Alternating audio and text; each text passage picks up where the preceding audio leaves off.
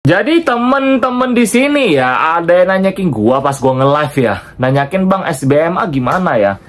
Oke, soal SBMA ya, by the way sebelum itu gue mesti ngomong ya, disclaimer on ya, ini bukan ajakan jual atau membeli suatu saham ya. Ini cuma edukasi sama tanggapan gue soal saham ini ya, perusahaan ini. Jadi untung rugi kalian tanggung sendiri, oke guys? Jadi gue cuma bakal ngebantuin aja ya, karena ada teman kita nanyakin nih kapan buat kontennya, oke? Udah lama sih sebenarnya sih, cuman gue bakal sekarang gue bantuin lah ya guys ya, oke? Jadi untuk SBMA sendiri ya, kode sahamnya ya, bentar ya, gue lupa namanya. SBMA, oke, si Surya Biru Murni Asset Clean TBK ya, oke. Nah, dari segi bisnis ya, kalau kita ngomong dari bisnis ya, kalau gue memang tipe orang lebih ke fokus ke bisnis ya. Nah, bisnisnya sendiri, bentar ya, sorry, lampunya berbeda. Nah, bisnisnya sendiri ya, gue bilang sama kalian ya, bagi gue bisnisnya SBMA itu lebih fleksibel nggak sih menurut gue? Ya, correct me if I'm wrong, karena kenapa gue bilang SBMA itu bisa, kalau gue bisa head to head sama Agi ya, Agi, kode sahamnya Agi ya, si apa Semator Indogas ya, karena sama-sama di bidang gas. Cuma kalau SBMA sendiri itu kan anorganik gas. Bang, apa bedanya bang? Jadi kalau misalnya di Agi, dia itu lebih fokusnya ke yang kayak, tau lah, kayak tabung oksigen gitu loh. Jadi dia itu memang banyak memasarkan berbagai macam jenis gas ya. Tapi dia kan pasti ingat pas zaman pandemi, tabung gas itu dibutuhkan banget ya, dan saham dia itu kan meroket banget ya pada tahun, bentar kita cek dulu ya, kita konfirmasi dulu. Nah, pada tahun 2021 2020 akhir itu kan terbang itu kan. Pas 2021 awal itu dimana memang tabung oksigen itu, masih ingat ya guys ya? Kita flashback dulu nih ya, di saat itu kan memang lagi wow, kritikal banget lah itu, sampai orang mau beli tabung gas saya, mau nyewa atau mau beli pun susah banget itu kan. Nah, itu kan demand, supply and demand tuh, otomatis harga tabung gas kan naik ya. Nah, dan itu labanya tuh terpengaruh ke Agi, udah pasti, karena labanya jadi makin gede. Dan benar saja, di tahun 2021 labanya itu paling besar.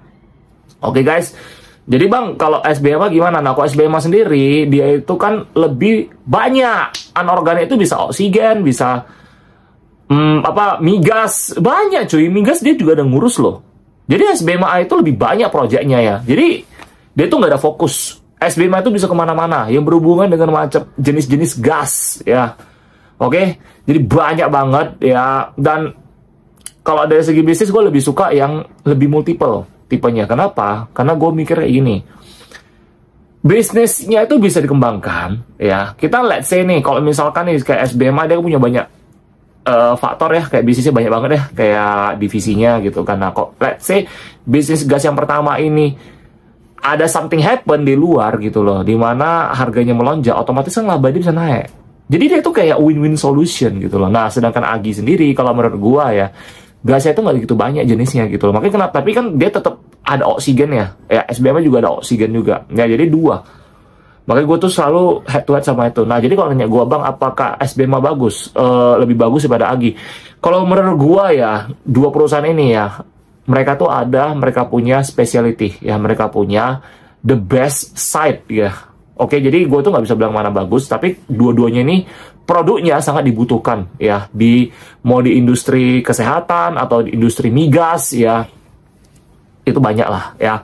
Nah, jadi kalau nanya gue, valuasi lebih murah mana? Otomatis sudah pasti SBMA lebih murah dan juga utangnya lebih dikit ya. Pas gue ngecek di sini per hari ini ya,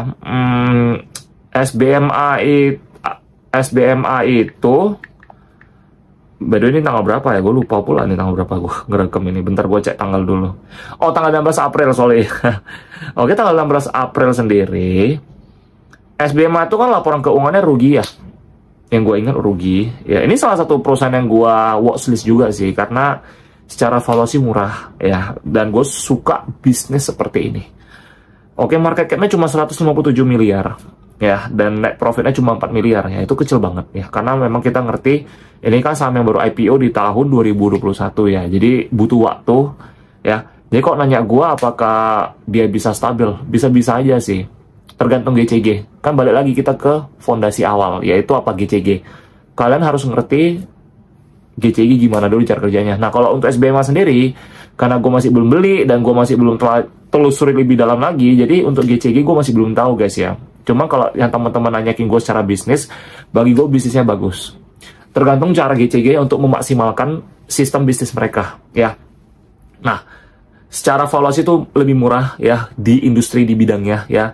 Itu 0,73 kali ya per hari ini, oke. Hari ini baru naik lagi 16,55% ya. Nah, untuk PE memang besar, tapi kalau misalnya kita lihat untuk perusahaan yang belum untung atau masih rugi, itu biasa gue bakal lihat PBV. Karena kenapa? Kalau PE itu cenderung biasa gue lihat itu ketika kapan kita mau jual. Makanya kenapa gue kemarin kalau nggak salah di bagian valuasi gue ngajar itu kan ada nanyakin gue nih, Bang kenapa dibuat 10 kali? Karena gini, PE itu menandakan kemampuan perusahaan untuk balik modal gitu loh. Kalau misalnya PE udah 10 kali, berarti butuh 10 tahun untuk balik modal. Nah, kalau gue sih biasa mainnya konservatif ya. Dan kalau gue tuh jual saham itu ketika PE-nya 10. Ya, kalau enggak atau enggak lah ya. Kita lihat tipe saham juga sih, lihat tipe perusahaan sih.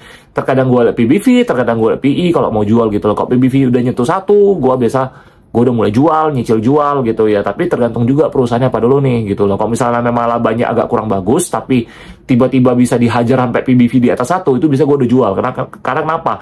Dia naik itu bukan karena faktor kayak faktor fundamentalnya gitu loh. Ada something else. Jadi itu nggak bisa terlalu ditahan lama-lama. Yang penting kita sudah capai target. Udah gitu aja. Kita udah hitung valuasi berapa, kita jual. Nah, kalau untuk SBMA sendiri, itu utangnya juga nggak ada. Utangnya kecil banget. Jadi bagi gua ya, untuk SBMA sendiri ya, apakah layak di watchlist? Kalau gue sih 50-50, karena gue masih belum tahu GCG gimana. Dan dia masih perusahaan baru, IPO. Tapi kalau dilihat dari sejarahnya ya, kalau untuk si SBMA ini ya, dia harusnya sih, dia kalau nanya sama gua sama Agi, harusnya Agi lebih lama daripada SBMA sih. Dan ya, kita coba kita cek dulu ya. SBMA. SBMA sendiri, bentar ya. Ini kita biar langsung lihat nih, biar kita nggak sembarangan ngomong juga gitu. Nah, tapi gini, dia memang baru IPO 2021, tapi si SBMA sendiri itu sudah IPO sejak tahun 1980. Oke guys, jadi apakah gua bakal anti saham kayak gini? Enggak sih. Yang kita lihat itu bukan pas dia IPO. Yang kita lihat itu kapan dia dibentuk. Karena kenapa? Kalau kita melihat seperti itu, even though dia udah 1950 tapi baru IPO tahun ini atau tahun sebelumnya, selama valuasinya murah dan bisnisnya bagus, why not? Nah, kita tuh lihat dari berapa lama dia berdiri. Nah, SBMA sendiri kan 1980 nih, ya. Oke. Nah, jadi kalau lu nanya gua, ya bisa, masa watchlist bisa, tapi kalian teliti sendiri, gitu aja sih, ya. Kalau gua tuh biasa lihat tuh berapa lama. Nah, ada alasannya kenapa kayak gitu. Karena gini, kita kan sudah melewati berbagai macam krisis. Ada perusahaan yang survive, dan ada perusahaan yang nggak survive ya. Pastinya banyak yang collapse ya. Contohnya pas pandemi COVID aja itu banyak yang collapse ya, banyak nggak survive ya. Contohnya di industri, ya kita tahu lah ya. Contohnya industri tekstil lah gitu loh. Kan sahamnya semua pada banyak kena suspend sih.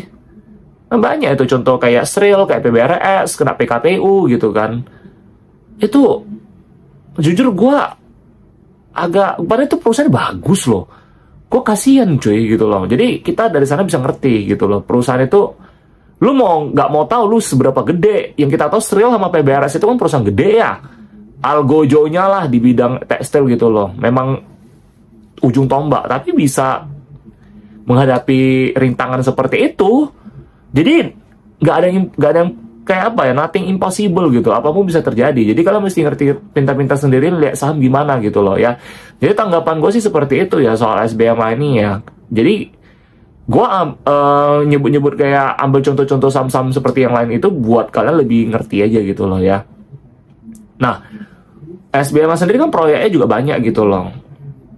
Kalian itu ya, kalau mau menganalisa suatu perusahaan ya, kalian bisa langsung ke website mereka, kalian langsung cek aja, mereka tuh produknya apa aja, kalian lihat sendiri aja semua gitu loh. Intinya jangan males lah, jangan males research ya. Gue tuh selalu bilang sama teman-teman yang lain ya, kalian tuh jangan males research, jangan dengerin orang terus. Karena kalau misalnya gue hari ini mau ngejebak kalian, gue juga bisa. Tapi sorry, gue nggak ada sampai hati kayak gitu, karena gue masih inget karma ya.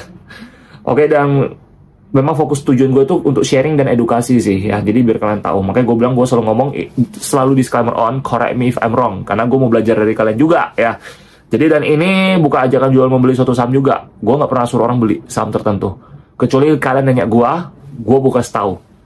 Kalau kalian nggak nanya gue nggak kasih tahu. Karena ini kan lumayan gimana ya, namanya juga ada duit ya, uang ya. Jadi harus kalian memanfaatkan sebaik-baiknya sih ya.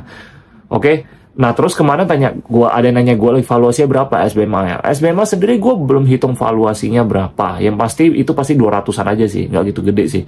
Kenapa bang bisa langsung tahu? Karena kalau gue sih biasanya lihat dari PBV. Kalau misalnya gue bilang valuasi perusahaan mahal itu PBV dari atas 1. PBV di atas 1 itu banyak, bisa 1,5. Kalau bagi gue 1,5 itu udah mulai over value sih. Minimum 1,3 lah. Nah ini kan cara kita masing-masing ya. Nah, terkadang kalian bakal nanya gue, bang, kenapa ada PBV bisa sampai 2, 3, 4 kali, 5 kali. Nah, itu tergantung perusahaannya. Dan tergantung GCG-nya sih sebenarnya sih. GCG itu tipe kayak mana? Contoh kok kayak grup Thanos nih. Grup Thanos itu suka ngehajar. Ya, saham-sahamnya itu bisa, kalau sekalinya terbangnya itu PBV-nya itu bisa sampai puluhan kali gitu loh. Kalau belum jalan, belum ada kepentingan mah biasa aja. Sekali udah turun lagi gitu, undervalue kan lagi. Gitu aja sih. Jadi balik lagi ke faktor GCG ya guys ya. Kalau untuk SBMA sendiri gue jujur masih belum tahu SBMA itu GCG gimana. Gue tuh bakal ngulang terus karena biar kalian ngerti. Gue ngomong ini berdasarkan apa yang gue tahu dan apa yang gue ngerti ya. Tapi bisnisnya itu simple. Intinya gitu aja. Bisnisnya mudah dimengerti, gak muluk-muluk ya. Dan sub bisnisnya tuh banyak ya. Gue suka perusahaan seperti ini karena dia itu lebih gimana bilangnya? Lebih bisa mendapatkan banyak profit di beberapa sisi sih. Nah, contoh ini ya, produk mereka tuh oksigen. Oksigen udah pasti siapa? Kan banyak bro, oksigen. Kan bisa rumah sakit udah pasti sih.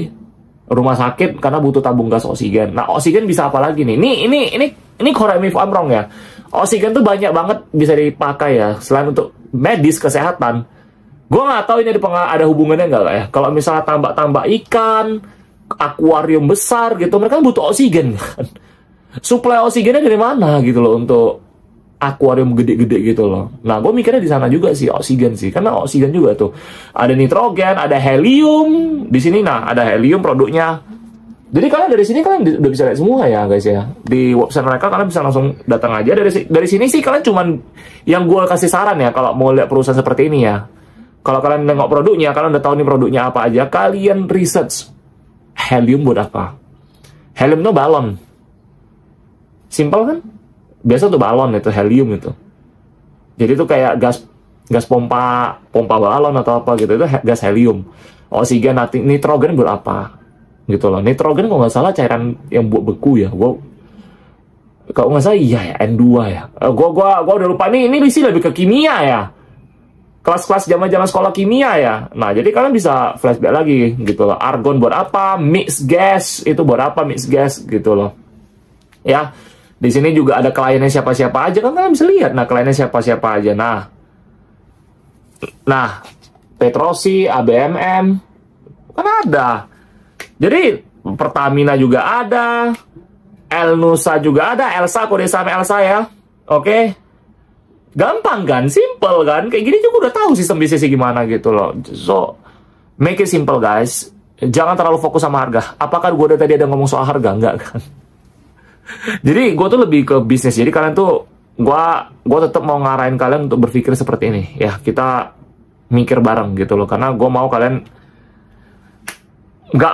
gue mau kalian tuh nge-trade bursa saham kita tuh sebagai tempat investasi, bukan tempat kasino. Udah gitu aja gue bilang ya. Karena bursa saham itu tempat yang sangat bagus ya buat gue ya. The best investment asset sih gue bilang sih. Karena memang sampai kapanpun pun udah ratusan tahun pun bursa saham itu tetap ada dimanapun gitu ya. Oke, jadi untuk SBMA kira-kira seperti itu guys ya pandangan gue terhadap saham perusahaannya. Oke, dan kesimpulannya itu kalian harus head to head sama perusahaan yang sama, apple to apple. Kalau gue sih Agi sih. Agi sama dia berdua. Kalau lu nanya gue kapan bisa turn around bang untuk SBMA ini kan kita kan lagi dalam fase lagi banyak geopolitik di luar negeri semua global ya. Apakah bisa mempengaruhi gas juga? Bisa. Karena kenapa? Gas ini itu baik kegunaannya gitu loh. Apalagi dia punya yang lain lagi, punya nitrogen, helium dan sebagainya kan. Kok ketika kita bilang suatu negara lagi krisis gas, let's say lah kita bilang lagi krisis gas helium atau gas nitrogen atau apa, jangan salah loh, laba bisa terbang loh. Karena kenapa? Supply and demand guys. Jadi kalian harus ngerti itu, kalian mesti mikir panjang juga. Kalau gue sih tipe orang mikir panjang gitu loh. Jadi kalian mesti bisa nge-brainstorming itu semua juga. Jadi biar kalian tuh bisa mendapatkan insight dari apa yang kalian lihat. Jadi kalian bisa tahu, oh ini kalian bisa ngelatih diri kalian sendiri ya. Oh ini bagus nih, ini enggak nih. Oh ini bisnisnya kurang bonafit lah atau gimana lah gitu loh. Jadi makanya kan biasa pada umumnya orang tuh lihat kayak misal SBMA gini lah, kita ngomong SBMA-nya kan. Lagi rugi nih, nggak bagus lah, ini perusahaan baru IPO. Hello bro, dia baru IPO, tapi dia tahun berapa dirinya? Nah itu kan, orang itu cuma lihat apa yang mereka lihat sekarang, mereka tuh nggak mau buka. Makanya kenapa banyak yang nge-blame gitu loh, nyalah-nyalahin, padahal salah di kalian sendiri. Oke guys, semoga video ini bisa membantu ya guys ya. Oke, jadi untuk tanggapan gue soal saham SBMA itu seperti itu ya. Jadi buat yang request ke gue kemarin itu ya, semoga ini bisa bermanfaat dan membantu kalian. Oke ya, dan sekali lagi gue bilang disclaimer on selalu. Oke, ini bukan ajakan jual atau membeli suatu saham ya. Jadi untung rugi kalian tanggung sendiri. Oke, pintar-pintar kalian ya. Gue tuh udah bikin banyak konten sampai ngajarin hitung valuasi gimana, kalian ikutin saja. Oke ya, setiap orang punya style masing-masing lah. Ini style gue ya. Jadi kalian tetap semangat, oke? Ya mau untung mau rugi, yang penting kalian yakin aja, oke guys? Tetap semangat, yuk, pasti kalian bisa, oke?